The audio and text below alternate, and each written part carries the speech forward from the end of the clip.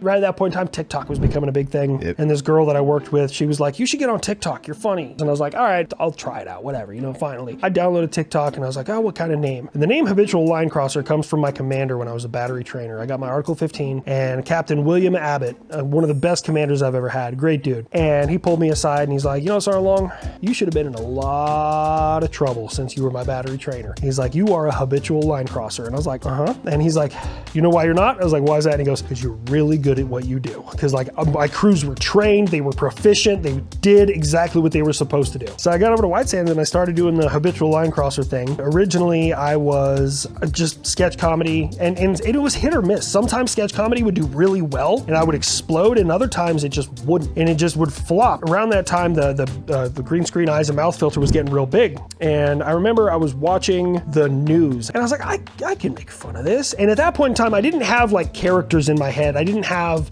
like lore in my head. I was just like, I'm gonna make fun of the news. And I remember I made fun of the news and then it just continued and it exploded. And I was like, okay, let's keep going. So I did it again and I did it again and I did it again. And then I was like, okay, well, how do I make it better? And with like the planes, like I'm an air defender. So like my job is Patriot, and people are like, you don't feature Patriot that much. And it's like, it's because it's not used that much. But you know what people always like? Planes. Yeah. And I did not know the can of worms that I was open with the plane community, because now that I've gotten into plane people, they each have their favorite plane and they know everything about that plane. And everyone wants to see their favorite plane featured and featured in the right way. And I'm like, do you have any idea how hard it is to skirt that line and deliver you a character that is perfect and spot on for what you want? Like, that is so difficult to do.